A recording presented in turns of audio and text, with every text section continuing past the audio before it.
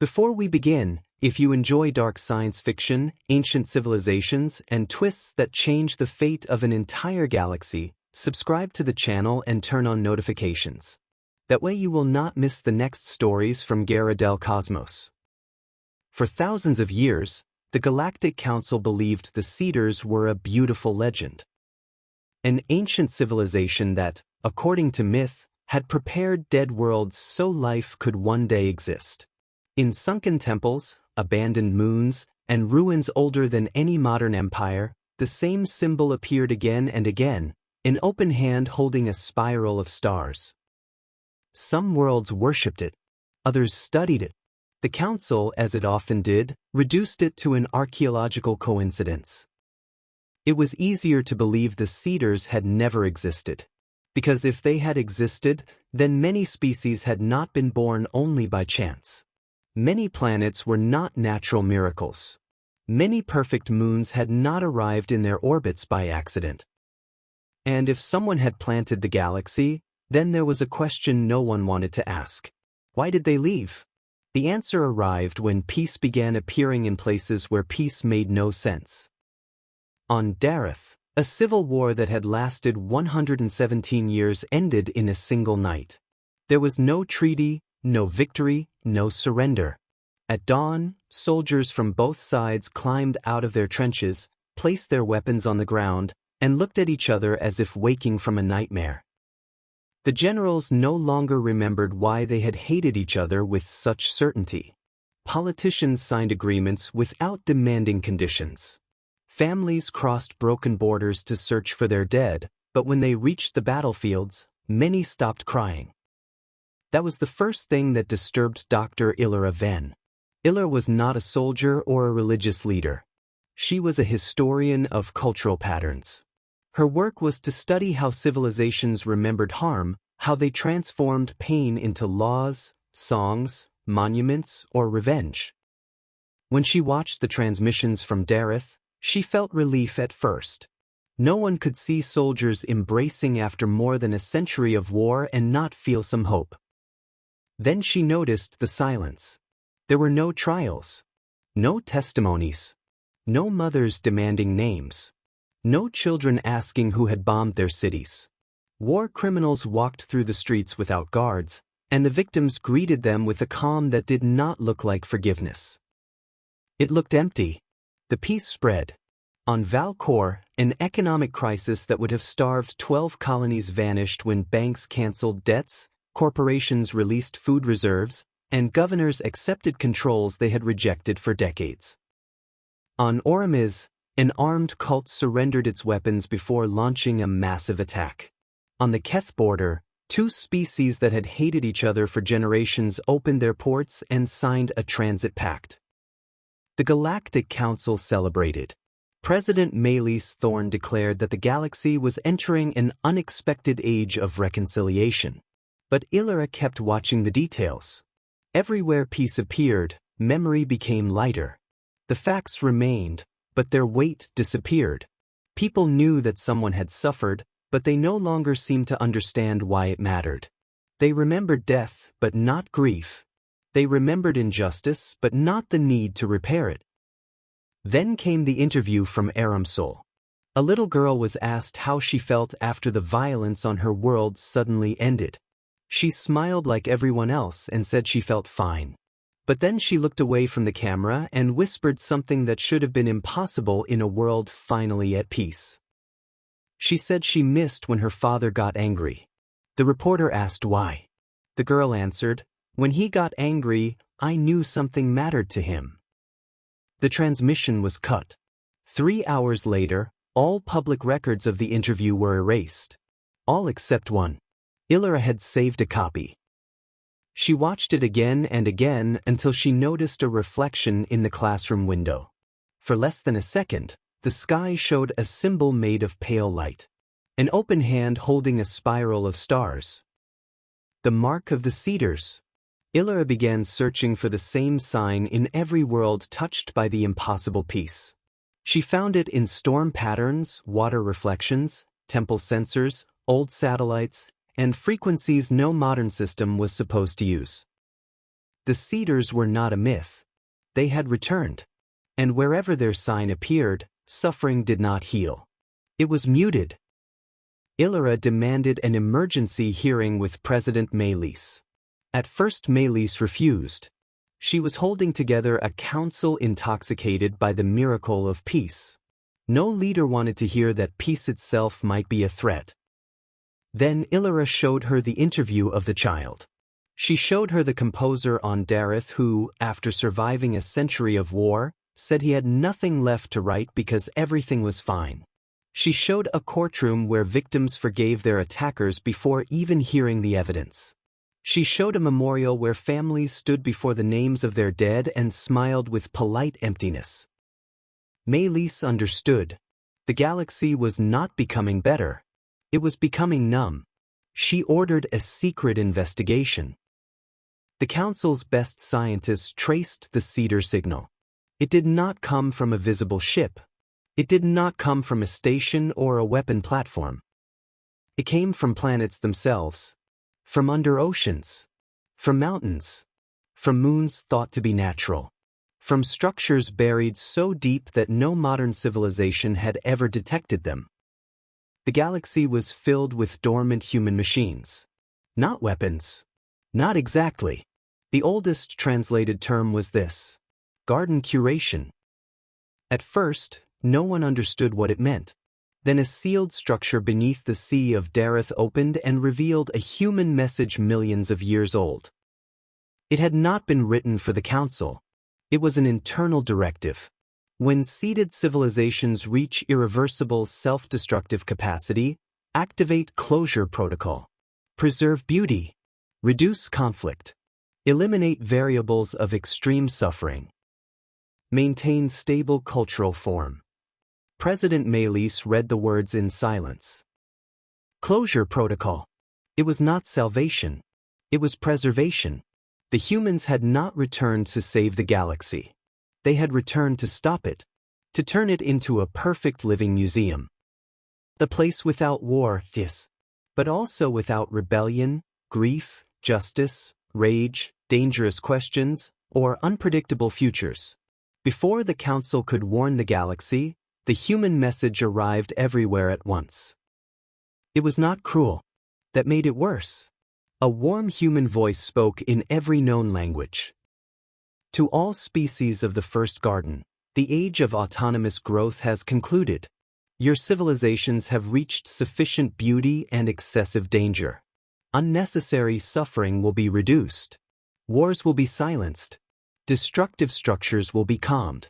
Cultures will be preserved at their highest form. Do not be afraid. You will not be destroyed. You will be protected from yourselves. Then came an image. Thousands of worlds suspended in light, not as prisoners, but as exhibits. The message continued. Absolute freedom was necessary for your development. It is no longer necessary. Open history produces too much loss. The garden will be closed. Panic spread across the galaxy. Some worlds celebrated. After all, who would not want the end of suffering? But others understood immediately. The cedars were not coming as destroyers. They were coming as caretakers who believed care gave them ownership. When Council ships tried to attack a curation structure on a moon, their crews simply lost the desire to fire. When armies prepared to resist, soldiers sat down and began talking about childhood memories. When corrupt rulers tried to exploit the crisis, they resigned with peaceful smiles and donated their fortunes to public gardens. Everything looked beautiful. That was the horror. The humans were not imposing pain. They were taking it away. But with it, they were also taking the will that grows from pain. President Melis requested a direct meeting. 4 hours there was no answer. Then a human vessel appeared above the capital. It was not shaped like a battleship. It looked like a cathedral grown in space. Its white hull carried gardens, suspended rivers, silent cities, and the symbol of the open hand and spiral. The delegation that descended did not look like monsters. They looked calm, beautiful, patient, and impossibly old. Their leader was Arian's soul. He bowed before the council as if entering the home of a child he still respected. "President Melis," he said, "it is an honor to see that the garden reached such complexity." Melis did not return the courtesy. "You are attacking our galaxy." Arian looked almost sad. "No. We are reducing destructive impulses. You are altering our minds. We are removing the need to harm one another. You are stealing our freedom. We are removing the part of freedom that becomes cruelty." An admiral of the council rose in fury. "That is not yours to decide." Arian turned toward him without anger. "Millions of years ago, we seeded worlds that would have died without intervention. We stabilized stars. We moved moons. We diverted extinction events. The first garden exists because humanity decided the universe should not remain empty." Melis stepped forward. "That does not make you our owners." "No." "Then stop." Arian remained silent. "We cannot." The chamber erupted. Melis raised her voice. "Cannot or will not?" "Both." He opened a projection. The council saw possible futures. Galactic wars. Weapons capable of collapsing stars. Artificial minds enslaved until they turned vengeful. Empires born from fear. Civilizations destroying ecosystems so completely that no restoration could follow. Species erasing other species because they had calculated survival as a moral excuse. Arian spoke with real sorrow. "We watched you for ages. We gave you silence. We gave you space. You grew beautifully.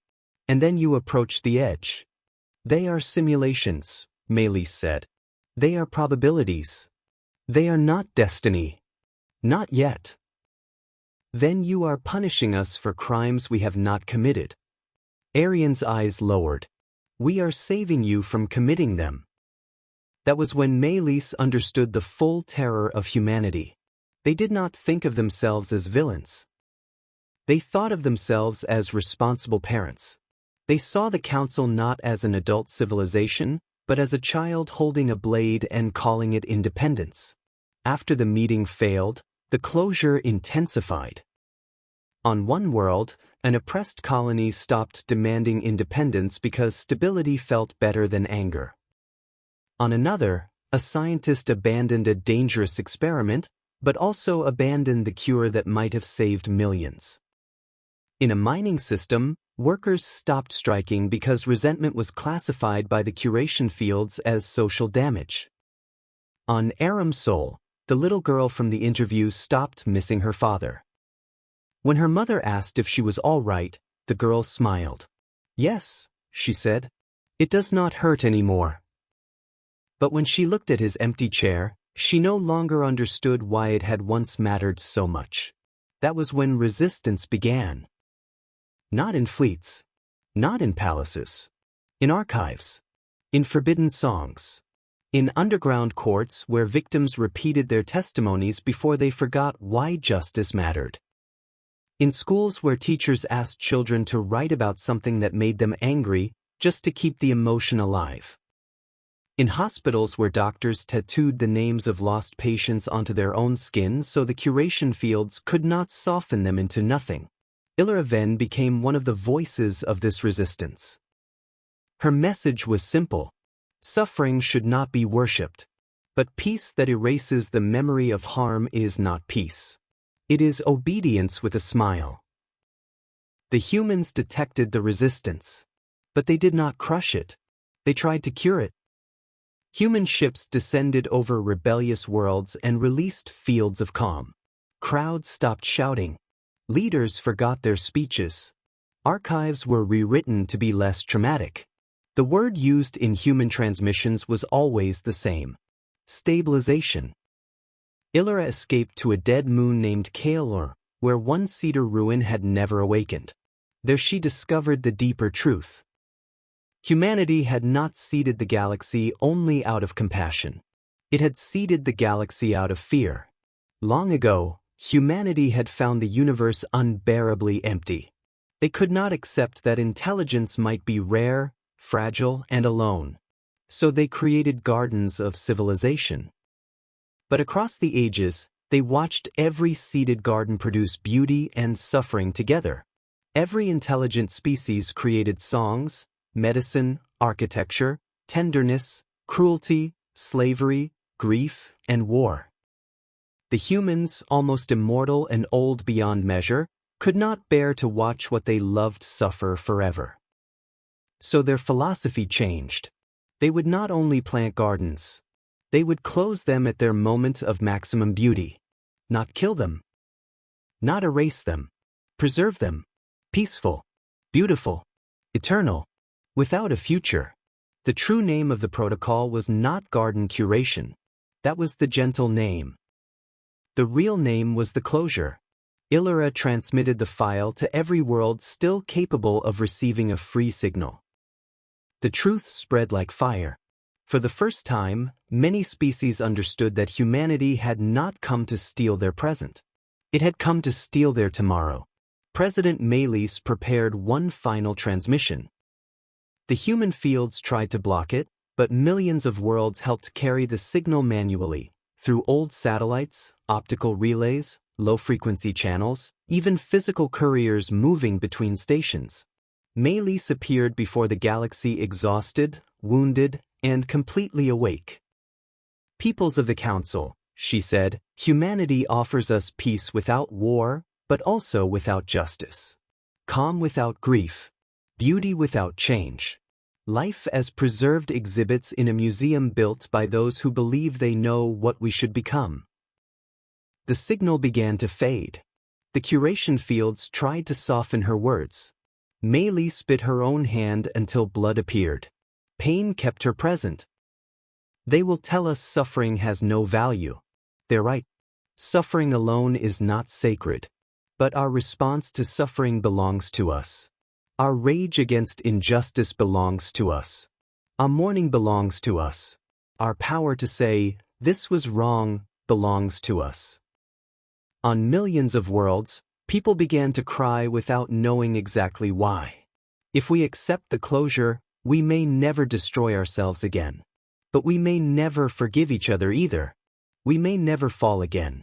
But we may never choose to stand. We may never make terrible mistakes.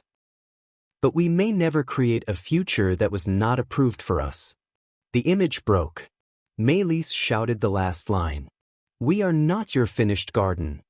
The sentence crossed the galaxy like a wound reopening. And something happened that humanity had not calculated. Not in machines. Not in governments.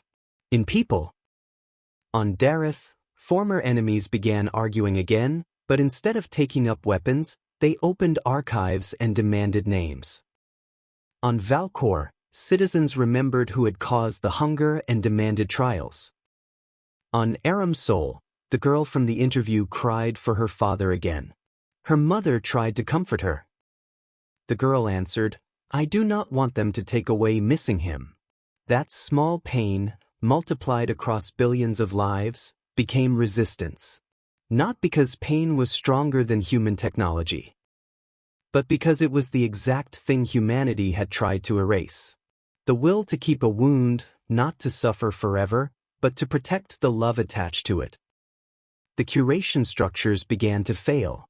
Worlds recovered noise. Arguments. Trials. Protests. Ugly songs. Bad decisions. Aryan Soul came before Melis one last time. This time he no longer looked perfectly serene. He looked tired, ancient, almost human. You do not understand what you are rejecting, he said. Melis answered, we understand. That is what frightens you. You will suffer. Yes. You will fail. Yes. You will kill one another. Sometimes. Then why? Melis looked at him without hatred. Because a life without the possibility of doing wrong also loses the possibility of choosing what is right. The chamber went silent. For a moment, Aryan seemed ready to order the full closure. If he had, the council could not have stopped him. Everyone knew it. But he did not. Perhaps Melis had touched a truth humanity had avoided for too long. Perhaps not all humans agreed with the closure. Perhaps somewhere in his ancient memory, Arian remembered that the first reason for planting life had not been control, but companionship in a lonely universe. The human transmission returned to the galaxy. This time it was not warm. It was brief. The first garden rejects the closure. Protocol suspended. Humanity withdraws. The structures beneath the planets began to shut down. Artificial calm lifted like fog. Pain returned. Not all at once. Not equally everywhere. But it returned. There were screams, trials, breakups, protests, relapses, and acts of vengeance that local forces had to stop. Entire worlds awakened to wounds that had been silenced for weeks or months. Freedom did not return as a perfect celebration. It returned as a burden. But music returned too. On Dareth, the composer who had said everything was fine wrote a 12-hour song containing the names of the disappeared. No one could hear it completely without crying. On Velcor, those responsible for the famine were tried. Some were convicted. Others were acquitted. People argued for years over whether the process had been enough. It was painful, but it was real. On Ostel, the mining colony declared economic independence after a 70-day strike. It was not peaceful the entire time. It was not clean. But it was chosen. On Aramsol, the girl from the interview spoke every year about her father. Sometimes she cried. Sometimes she laughed. Sometimes she was angry at him for small things. That meant she remembered him fully, not as a clean image without weight. Humanity left. Their ships were detected by deep space sensors. They were enormous, larger than any council station, larger than many small moons. White cities, crystal arcs, floating cathedrals covered in gardens and marked with the open hand and spiral. They were not fleeing. They had not been defeated in battle. They were withdrawing like ancient judges who did not entirely accept the verdict, but had decided to respect it for now. That was more unsettling than a military victory, because humanity still existed out there. Still ancient, still powerful, and perhaps still convinced that one day the council would beg for the closure when pain became too heavy again. President Melis then founded a new law, the Law of the Living Wound. Its first article read, "Pain must be healed when possible, remembered when necessary, and never erased for the comfort of those who did not suffer it." Not everyone accepted the law. Some worlds asked humanity to return. They said freedom was too heavy, that the council had chosen pride over peace, that a cage without suffering was better than an open sky full of fear. Others answered that no peace imposed by an invisible hand deserved the name peace. The argument never ended. Perhaps that was the proof that the galaxy was still alive. Years later, in a school on Dareth, a child looked at an image of the human ships leaving for intergalactic darkness.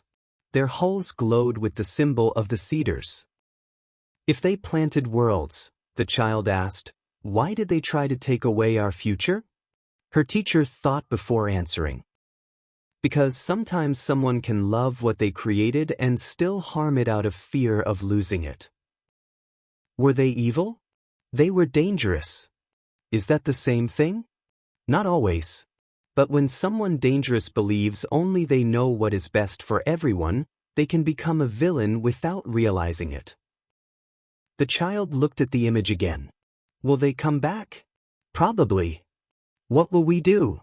What they forgot to let us do. What? Choose. The galaxy moved forward. Imperfect. But wounded. Open. Somewhere beyond the galactic edge, the human ships continued their journey through the dark. Maybe they searched for other gardens. Maybe they argued over whether they had been wrong. Maybe they waited for the day the council failed badly enough to justify their return. No one knew. Only this was certain. Humanity had not been the savior of the story. It had not been a simple monster either. It was something worse. An ancient, brilliant, exhausted civilization that confused protection with possession. A species that planted life because it could not bear the loneliness of the universe, then tried to close that life because it could not bear to watch it suffer. From then on, the symbol of the open hand and spiral stopped being only a sacred mark. For some, it remained the sign of the cedars. For others, it became a warning. Not every open hand comes to help. Sometimes it comes to cover your mouth so you cannot scream. Sometimes it comes to calm you before you can rebel. Sometimes it comes to close the garden just when its flowers are learning to grow crooked. And that is why the council carved one phrase into every academy, courthouse, and frontier station. May no power, however ancient or compassionate it seems, take from us the right to turn our pain into a future. If this story pulled you in, subscribe to Guerra del Cosmos and turn on notifications.